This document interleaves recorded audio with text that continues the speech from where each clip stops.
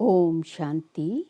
आज 12 फरवरी 2025। आज के ईश्वरीय महावाक्यों में हमारे परमपिता परमात्मा शिव कहते हैं, मीठे बच्चे, तुम बहुत बड़े जौहरी हो। तुम बहुत बड़े जौहरी हो। तुम्हें अविनाशी ज्ञान रत्नों रूपी जवाहरात देकर सबको साहूकार बनाना है।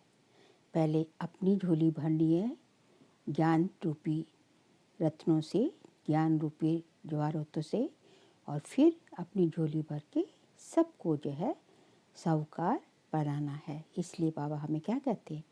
बाबा कह रहे हैं तुम बहुत बड़े जो है जोहरी मतलब ज्वेलर्स हो।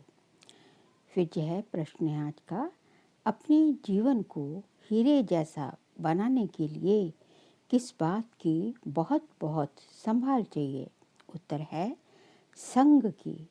बच्चों को संग उनका करना चाहिए जो अच्छा बरसते हैं, मतलब जो ज्ञान की अच्छी बरसात करते हैं, जो ज्ञान रत्नों का दान करते हैं। जो बरसते नहीं, उनका संग रखने से फ़ायदा ही क्या। संग का दोष बहुत लगता है। कोई किसके संग से हीरे जैसा बन जाते, तो कोई फिर किसके संग से पत्थर टिक्कर बन जाते हैं, क्योंकि बोलते हैं ना संग का रंग लगता है। तो संग की हमें बहुत ज़्यादा संभाल करनी है कि हम किनके संग में रहते हैं, क्योंकि जिनके संग में रहते हैं उनके चाहे या अनचाहे उनके आप जो है कुछ न कुछ उनकी बातें, उनकी विशेषताएं या उनकी कमियां आपके अंदर आती ही जाती हैं, आप उठाते ही जाते हैं। जो ज्ञानवान होंगे वे आप समान जरूर बनाएंगे, संग से अपनी संभाल रखेंगे। ओम शांति। मीठे मीठे रूहानी बच्चों को सारी सृष्टि, सारा ड्रामा अच्छी रीति बुद्धि में याद है। कॉन्ट्रास्ट भी बुद्धि में है। ये सारा बुद्धि में पक्का रहना चाहिए कि सतयुग में सब श्रेष्ठाचारी, निर्विकारी, पावन, सॉल्वेंट थे, समझदार थे। अभी तो दुनिया भ्रष्टाचारी, करप्टेड हो गई है, विकारी है, पतित है और इंसॉल्वेंट मतलब बेसमझ है। अभी तुम बच्चे संगम युग पर हो। तुम उस पार जा रहे हो। किस पार? हम जो है उस पार मतलब शांति धाम जाएंगे, पहले मुक्ति धाम, और उसके बाद वहाँ तो सब जाएंगे, लेकिन उसके बाद हम कहाँ आएंगे? उसके बाद हम सुख धाम में, हम स्वर्ग में आएंगे। तुम उस पार जा रहे हो, जैसे नदी और सागर का जहाँ मेल होता है उसको संगम कहते हैं। एक तरफ मीठा पानी, एक तरफ खारा पानी होता है। अब ये भी है संगम। यहाँ हमारा भगवान जो है हमारा सागर है, सब चीज़ों का सागर है, और हम जो है नदियाँ हैं। तो दोनों का मिलन है, संगम पर होता है। तुम जानते हो बरोबर सतयुग में लक्ष्मी नारायण का राज्य था, फिर ऐसे चक्र फिरा। अभी है संगम। कलयुग के अंत में सब दुखी हैं। इसको कांटों का जंगल कहा जाता है, क्योंकि सब एक दूसरे को कांटा ही, दुख ही देते रहते हैं। सतयुग को फूलों का बगीचा कहा जाता है। हाँ, कांटा हो ही नहीं सकता, सब जो है वह श्रेष्ठाचारी, पावन लोग, पावन देवी देवताएं हैं। अभी तुम कांटों से फूल बन रहे हो। अभी जो है हम कांटों से अपने को सुधार के, अपने अंदर परिवर्तन लाके फूल बन रहे हैं। ये स्मृति तुम बच्चों को होनी चाहिए। हम बेहद के बाप से वर्षा ले रहे हैं, ये बुद्धि में याद रखना है। 84 जन्मों की कहानी तो बिल्कुल कॉमन है। समझते हो अब 84 जन्म पूरे हुए। तुम्हारी बुद्धि में तरावट है कि हम अभी सतयुगी बगीचे में जा रहे हैं। बाबा पानी डाल रहे हैं ना, तरावट कर करके हमको जो है हमारा बगीचा तैयार कर रहे हैं भगवान। तो तुम्हारी बुद्धि में तरावट है कि हम अभी सतयुगी बगीचे में जा रहे हैं।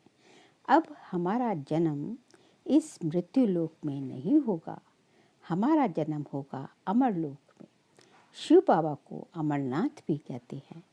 वह हमको अमर कहानी सुना रहे हैं। वहाँ हम शरीर में होते भी अमर रहेंगे।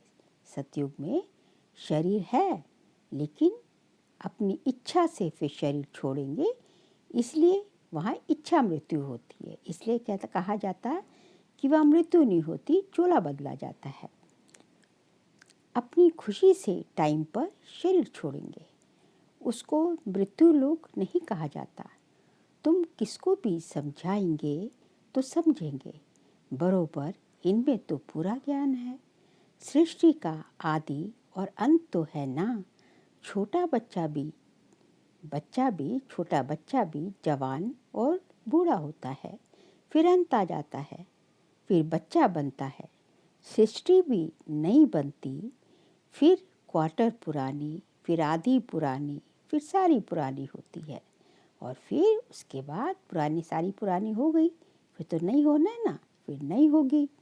ये सब बातें और कोई एक दो को सुना नहीं सकते, ऐसी चर्चा कोई कर नहीं सकते सिवाय तुम ब्राह्मणों के, और कोई को रूहानी नॉलेज मिल ना सके। ब्राह्मण वर्ण में आए तब तो सुने, सिर्फ ब्राह्मण ही जाने। ब्राह्मणों में भी नंबरवार है, कोई यथार्थ रीति सुना सकते हैं, कोई तो बिल्कुल एक्यूरेट सुना सकते हैं, और कोई नहीं सुना सकते। जितना जो पढ़ाई करेगा उतना सुनाएगा। कोई नहीं सुना सकते तो उन्हों को कुछ मिलता नहीं। जोहरियों में भी देखेंगे, कोई के पास तो करोड़ों का माल रहता है, कोई के पास तो 10,000 का भी माल नहीं होता। तुम्हारे में भी ऐसे है। जैसे देखो, ये जनक है, जानकी दादी, ये अच्छी जोहरी है, इनके पास वैल्यूबल जवाहरात है, किसको देकर अच्छा साहूकार बना सकती है। जान अच्छा सुनाती थी ना जानकी दादी। कोई छोटा जोहरी है, ज़्यादा दे नहीं सकते, तो उनका पद भी कम हो जाता है। तुम सब जौहरी हो, ज्वेलर्स हो, ये अविनाशी ज्ञान रत्नों के जवाहरात हैं। ज्ञान जो है ये हीरे जवाहरात है। जिनके पास अच्छे रत्न होंगे वे साहूकार बनेंगे, औरों को भी बनाएंगे। ऐसे तो नहीं सब अच्छे जौहरी बनेंगे। अच्छे अच्छे जौहरी बड़े बड़े सेंटर्स पर भेज देते हैं। तब की बात हो रही है कि अच्छे अच्छे जो जौहरी होते, अच्छे अच्छे जो बहनें होती हैं, अच्छे उनको अच्छे अच्छे सेंटर्स पर, बड़े बड़े सेंटर्स पर भेज दिया जाता था। बड़े आदमियों को अच्छी जवाहरात दी जाती है। बड़े बड़े दुकानों पर एक्सपर्ट रहते हैं। बाबा को भी कहा जाता है सौदागर, रत्नागर। रत्नों का सौदा करते हैं ना, फिर जादूगर भी है, क्योंकि उनके पास ही दिव्य दृष्टि की चाबी है। किसी को भी वो साक्षात्कार करा सकते हैं। बाबा कहते हैं कि साक्षात्कार की चाबी मैं किसी को नहीं देता, वो मैं ही करा सकता हूँ। कोई नौता भक्ति करते हैं तो उनको साक्षात्कार हो जाता, पर कराता कौन है? भगवान ही कराते, बाबा ही कराते। यहाँ वह बात नहीं। यहाँ तो अनायास घर बैठे भी बहुतों को साक्षात्कार होता है। दिन प्रतिदिन सहज होता जाएगा, धूम मचेगी साक्षात्कारों की। जैसे आदि में था शुरुआत में, अभी अंत का पार्ट भी सेम है। कईयों को ब्रह्मा का, कईयों को श्री कृष्ण का भी साक्षात्कार होता है। उनको कहते हैं ब्रह्मा के पास जाओ, जाकर उनके पास प्रिंस बनने की पढ़ाई पढ़ो। ये पवित्र प्रिंस प्रिंसेस चले आते हैं ना। प्रिंस को पवित्र भी कह सकते हैं, पवित्रता से जन्म होता है ना। पतित को भ्रष्टाचारी कहेंगे। पतित से पावन बनना है, ये बुद्धि में रहना चाहिए। जो किसको समझा भी सको। मनुष्य समझते हैं ये तो बड़े सेंसिबल है। बोलो हमारे पास कोई शास्त्रों आदि की नॉलेज नहीं है। ये है रूहानी नॉलेज जो रूहानी बाप समझाते हैं। स्पिरिचुअल नॉलेज स्पिरिचुअल फादर समझाते हैं। ये है त्रिमूर्ति ब्रह्मा विष्णु शंकर। ये भी रचना है, ब्रह्मा विष्णु शंकर भी शिव बाबा की रचना। रचयिता एक बाप है, वह होते हैं हद के क्रिएटर, और ये है बेहद का क्रिएटर, बेहद का बाप। बाप बैठकर पढ़ाते हैं, मेहनत करनी होती है। बाप गुलगुल फूल बनाते हैं। तुम हो ईश्वरीय कुल के, तुमको बाप पवित्र बनाते हैं। फिर अगर अपवित्र बनते हैं तो कुल कलंकित बनते हैं। बाप तो जानते हैं ना, फिर धर्मराज द्वारा बहुत सजा भी दिलाएंगे। बाप के साथ धर्मराज भी तो है ना, धर्मराज की ड्यूटी भी अभी पूरी होती है। सतयुग में तो होगी ही नहीं, फिर शुरू होता है द्वापर से। बाप बैठ कर्म, अकर्म और विकर्म की गुह्य गति भी समझाते हैं। कहते हैं ना, इसने आगे जन्म में ऐसे कर्म किए हैं जिसकी ये अभी भोग रहे हैं। सतयुग में ऐसे नहीं कहेंगे। बुरे कर्मों का वहाँ नाम नहीं होता। कहाँ? सतयुग में। यहाँ तो बुरे और अच्छे दोनों कर्म है, सुख दुख दोनों है, परंतु सुख बहुत थोड़ा है। वहाँ फिर दुख का नामो निशान नहीं होता। सतयुग में दुख कहाँ से आया? तुम बाप से नई दुनिया का वर्षा लेते हो। बाप है ही दुख हरता सुख करता। दुख कब से शुरू होता है ये भी तुम जानते हो। शास्त्रों में तो कल्प की आयु ही लंबी चौड़ी लिखती है।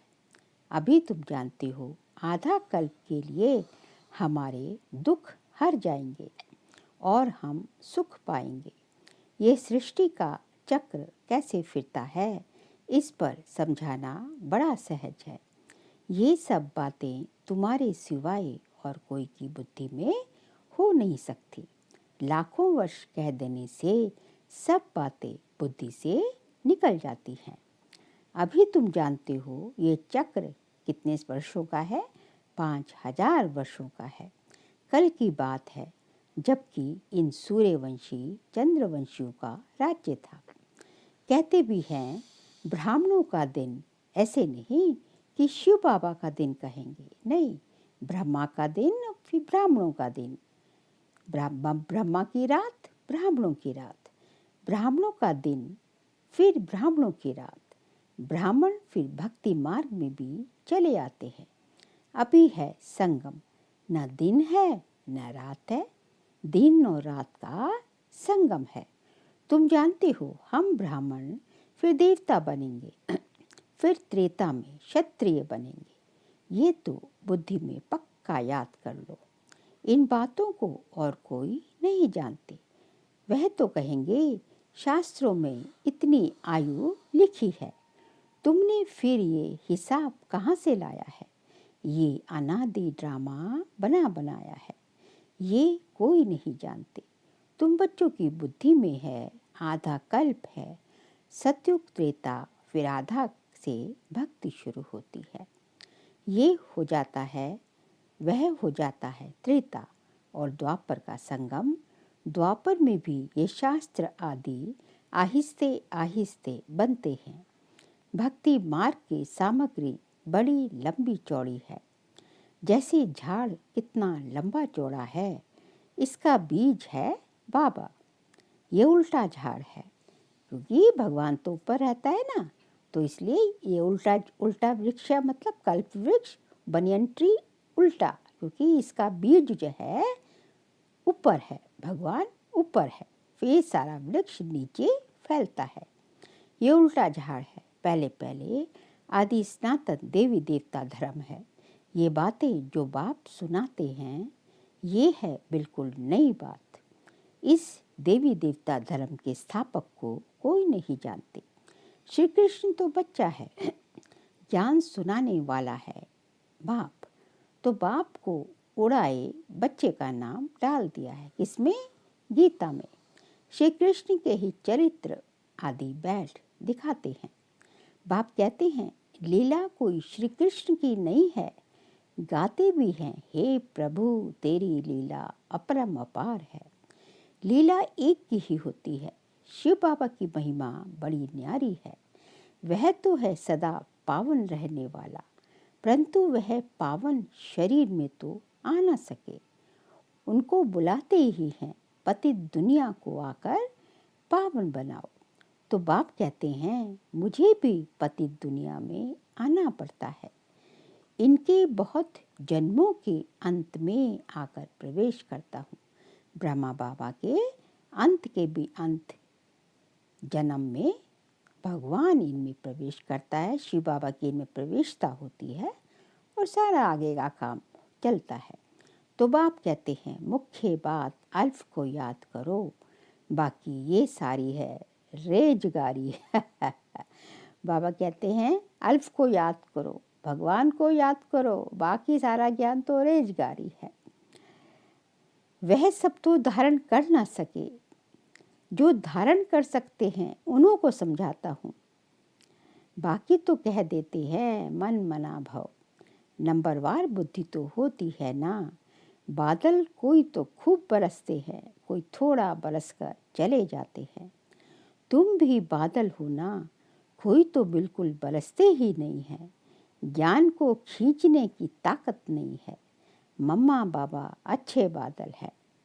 बच्चों को संग उनका करना चाहिए जो अच्छा बरसते हैं। जो बरसते ही नहीं उनसे संग रखने से क्या होगा। संग का दोष भी बहुत लगता है। कोई तो किसके संग से हीरे जैसा बन जाते हैं, कोई फिर किसके संग से पत्थर बन जाते हैं। पीठ पकड़नी चाहिए अच्छे की। जो ज्ञानवान होगा वह आप समान फूल बनाएगा। सत बाप से जो ज्ञानवान और योगी बने हैं उनका संग करना चाहिए। ऐसे नहीं समझना है कि हम फलाने का पूंछ पकड़कर पार हो जाएंगे। ऐसे बहुत कहते हैं, परंतु यहाँ तो ये बात नहीं है। भक्ति मार्ग में ऐसे होता है ना कि हाथ लगा लो, एक स्वाहा करेगा, बाकी स्वाहावन में उसके हाथ उसको पकड़ लो तो वहाँ काम चलता है। बाबा कहते हैं यहाँ तो खुद जो है खुद मरे तभी स्वर्ग में जाओगे। खुद सब कुछ ज्ञान उठाना है, सब कुछ खुद करना है। यहाँ तो ये बात नहीं स्टूडेंट किसकी पूंछ पकड़ने से पास हो जाएंगे क्या। पढ़ना पड़ेगा ना। बाप भी आकर नॉलेज देते हैं। इस समय वह जानते हैं हमको ज्ञान देना है। भक्ति मार्ग में उनकी बुद्धि में ये बातें नहीं रहती कि हमको जाकर ज्ञान देना है। ये सब ड्रामा में नूंद है। बाबा कुछ करते नहीं हैं। ड्रामा में दिव्य दृष्टि मिलने का पाठ है तो साक्षात्कार हो जाता है। बाप कहते हैं ऐसे नहीं कि मैं बैठ साक्षात्कार कराता हूँ। ये ड्रामा में नूंद है। सब कुछ बाबा ड्रामा में डाल देते हैं। अगर कोई देवी का साक्षात्कार करना चाहते हैं, देवी तो नहीं कराएगी ना। कहते हैं हे भगवान हमको साक्षात्कार कराओ। बाप कहते हैं ड्रामा में नूंद होगी तो साक्षात्कार हो जाएगा। मैं भी ड्रामा में बंधा हुआ हूँ। भगवान कहते हैं मैं भी ड्रामा के बंधन में बंधा हुआ हूँ। बाप कहते हैं मैं इस सृष्टि में आया हुआ हूँ। इनके मुख से मैं बोल रहा हूँ, ब्रह्मा मुख से बोल रहे हैं। इनकी आँखों से तुमको देख रहा हूँ। अगर ये शरीर ना हो तो देख कैसे सकूँगा। पतित दुनिया में ही मुझे आना पड़ता है। स्वर्ग में तो मुझे बुलाते ही नहीं, मुझे बुलाते हैं संगम पर। जब संगम युग पर आकर शरीर लेता हूँ तब ही देखता हूँ। निराकार रूप में तो कुछ देख नहीं सकता। ऑर्गन्स बिगर आत्मा कुछ भी कर न सके। बाबा कहते हैं मैं देख कैसे सकता हूँ, चुरबुर कैसे कर सकता बिगर शरीर के। ये तो अंधश्रद्धा है। जो कहते हैं ईश्वर सब कुछ देखता है, सब कुछ वह करते हैं। देखेगा फिर कैसे, जब ऑर्गन्स मिले तब तो देखे ना। बाप कहते हैं अच्छा व बुरा काम ड्रामानुसार हर एक करते हैं। नूंद है, मैं थोड़े ही इतने करोड़ों मनुष्यों का बैठ हिसाब रखूंगा। बाबा कहते मेरा यही काम रह गया है। मुझे शरीर है तब सब कुछ करता हूँ। करण करावन हार भी तभी कहते हैं, नहीं तो कह न सके। मैं जब इनमें आऊं तब आकर पावन बनाऊं। ऊपर में आत्मा क्या करेगी, शरीर में आकर ही पाठ बजाएगी ना। मैं भी यहाँ आकर पाठ बजाता हूँ। संगम सतयुग में मेरा पाठ है नहीं। पाठ बिगर कोई कुछ कर ना सके। शरीर बिगर आत्मा कुछ कर नहीं सकती। आत्मा को बुलाया जाता है, वह भी शरीर में आकर बोलेगी ना। ऑर्गन्स बिगर कुछ कर ना सके। ये है डिटेल की समझानी। मुख्य बात तो कहा जाता है, बाप और वर्षे को याद करो। बेहद का बाप इतना बड़ा है, उनसे वर्षा कब मिलता होगा ये कोई बच्चे जानते नहीं। कहते हैं आकर दुख हरो सुख दो, परंतु कब ये किसको पता नहीं। तुम बच्चे अभी नई बातें सुन रहे हो। तुम जानते हो हम अमर बन रहे हैं, अमर लोक में जा रहे हैं। तुम अमर लोक में कितनी बार गए हो, अनेकों बार गए हो। इसका कभी अंत नहीं होता। बहुत कहते हैं क्या मोक्ष नहीं मिल सकता, बोलो नहीं। ये अनादि अविनाशी ड्रामा है, ये कभी विनाश नहीं हो सकता। इस ड्रामा में आना ही पड़ेगा। ऐसे नहीं हो सकता कि यह ड्रामा के पार्ट में आए नहीं, जन्म ले ही ना, ऐसे मोक्ष को नहीं मिल सकता। तो बाबा कहते हैं तुम जानते हो हम अमर बन रहे हैं, अमर लोक में जा रहे हैं। तुम अमर लोक में कितनी बार गए हो, अनेकों बार। इसका कभी अंत नहीं होता। बहुत कहते हैं क्या मोक्ष नहीं मिल सकता, बोलो नहीं। ये अनादि अविनाशी ड्रामा है, ये कभी विनाश नहीं हो सकता। ये तो अनादि चक्र फिरता ही रहता है। तुम बच्चे इस समय सच्चे साहिब को जानते हो। कौन है सच्चा साहिब? हमारा परमपिता परमात्मा शिव। तुम सन्यासी हो ना, सब वह फकीर नहीं। सन्यासियों को भी फकीर कहा जाता है। तुम राज ऋषि हो, ऋषि को सन्यासी कहा जाता है। अभी फिर तुम अमीर बनते हो। भारत कितना अमीर था, अभी कैसा फकीर बन गया है। बेहद का बाप आकर बेहद का वर्षा देते हैं। गीत भी है, बाबा आप जो देते हो सो कोई दे न सके। आप हमको विश्व का मालिक बनाते हो, जिसको कोई लूट न सके। ऐसे ऐसे गीत बनाने वाले अर्थ नहीं सोचते। तुम जानते हो वहाँ पार्टीशन आदि कुछ नहीं होगी। कहाँ? सतयुग में। यहाँ तो कितनी पार्टीशन है। वहाँ आकाश धरती सारी तुम्हारी रहती है। तो इतनी खुशी बच्चों को रहनी चाहिए ना। हमेशा समझो शिव बाबा सुनाते हैं, क्योंकि वह कभी हॉलीडे नहीं लेते। बाबा कहते हैं क्योंकि वह कभी हॉलीडे नहीं लेते। उनको रोज आना ही है ज्ञान सुनाने के लिए। हमें रोज मुरली मिलती है ना, तो बाबा की हॉलीडे कैसे हो सकती है? बाबा कहते हैं कि वह कभी हॉलीडे नहीं लेते, कभी बीमार नहीं होते। याद शिव बाबा को की ही रहनी चाहिए। इनको कहा जाता है निरअहंकारी। मैं ये करता हूँ, मैं ये करता हूँ, ये अहंकार नहीं आना चाहिए। सर्विस करना तो फर्ज है, इसमें अहंकार नहीं आना चाहिए। अहंकार आया और गिरा। सर्विस करते रहो, ये है रूहानी सेवा। बाकी सब है जिस्मानी सेवा। अच्छा, मीठे मीठे सिखिल दे बच्चों प्रति माता पिता बाप दादा का याद प्यार और गुड मॉर्निंग। रूहानी बाप की रूहानी बच्चों को नमस्ते। हम रूहानी बच्चों की रूहानी बाप दादा को नमस्ते नमस्ते नमस्ते। सार के लिए पॉइंट्स हैं। बाप जो पढ़ाते हैं उसका रिटर्न फूल बनकर दिखाना है, मेहनत करनी है, कभी भी ईश्वरीय कुल का नाम बदनाम नहीं करना है। जो ज्ञानवान और योगी हैं उनका ही संग करना है। सेकंड पॉइंट, मैंपन का त्याग कर निरअहंकारी बन रूहानी सेवा करनी है। इसे अपना फर्ज समझना है, अहंकार में नहीं आना है। आज का बाबा का वरदान है, व्यर्थ को भी शुभ भाव और श्रेष्ठ भावना द्वारा परिवर्तन करने वाले सच्चे मर्जीवा भव।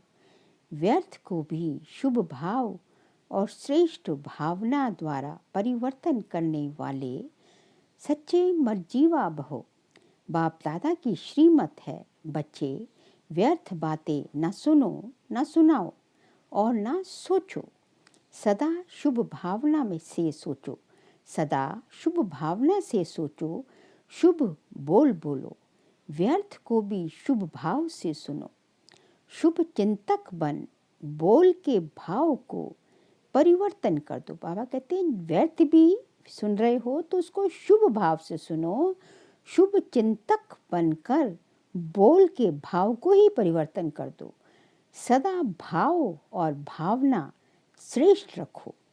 स्वयं को परिवर्तन करो, ना कि अन्य के परिवर्तन का सोचो। स्वयं का परिवर्तन ही अन्य का परिवर्तन है। इसमें पहले मैं इस मर्जीवा बनने में ही मजा है।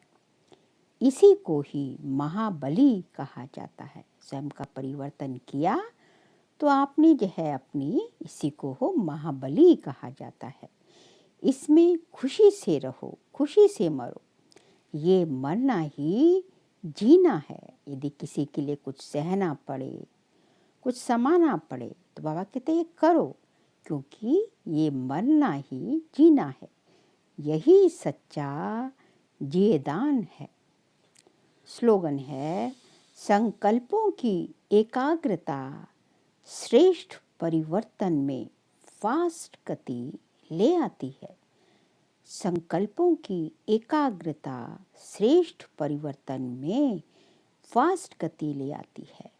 बाबा कहते हैं यदि आपके संकल्पों में एकाग्रता होगी, संकल्प आपकी जो है कंसंट्रेशन पावर, एकाग्रता की शक्ति आपकी अच्छी होगी, तो उसकी जो है बदौलत जो है परिवर्तन जो है बड़ी फास्ट गति से हो जाएगा। इसलिए एकाग्रता की शक्ति की बहुत ज़रूरत है।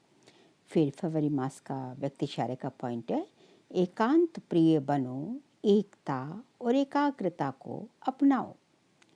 संगठन की शक्ति जो चाहे वह कर सकती है। संगठन की निशानी का यादगार है 5 पांडव। एकता की शक्ति, हाँ जी विचार दिया, फिर एकता के बंधन में बंध गए। यही एकता सफलता का साधन है। बाबा कहते हैं, तभी बाबा कहते हैं कि विचार देने में अपना मालिक बन के विचार दे सकते हैं।